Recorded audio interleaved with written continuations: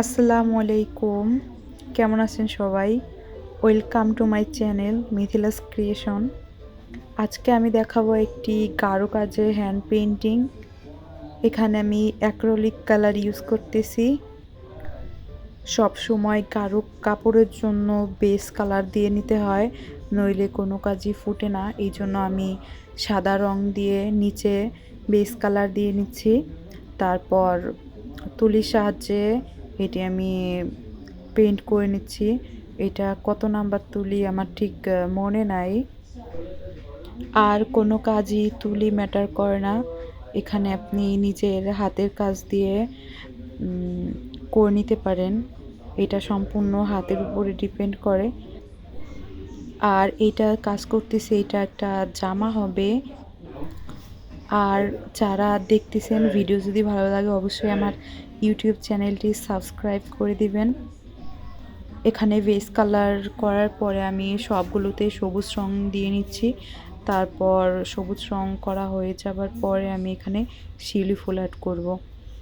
ছোট ছোট সাদা শিউলি, তার ভিতরে কমলা কালার থাকবে। জিনিসটা দেখলে অনেকটাই রিয়েলিস্টিক লাগে।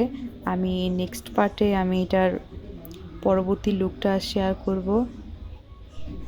আর হ্যান্ড পেইন্টিংয়ের কোনো কিছু জানতে চাইলে অবশ্যই কমেন্ট করেন, আমি রিপ্লাই ভিডিও দেবো ইনশাল্লাহ।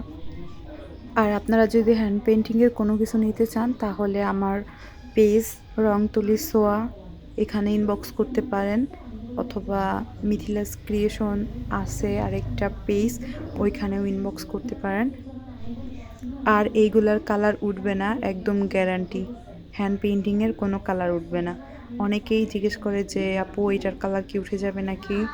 অনেকেই মানে সবাই কি কালার ইউজ করে জানি না, তবে আমার এই কালারটা একদম গ্যারান্টি, এটা উঠবে না। কেননা আমি নিজেও আমার ড্রেস আমি মেক করছি, আর অনেকবার আমি ওইটা ওয়াশ করছি, তো কোনো বিন্দুমাত্র কোনো কালার উঠে নাই, তাই এটা নিয়ে কোনো টেনশন নাই। যাই হোক, ভিডিওটা দেখতে থাকুন। আর এতক্ষণ ভিডিও দেখার জন্য আপনাকে অসংখ্য ধন্যবাদ। আল্লাহ হাফেজ।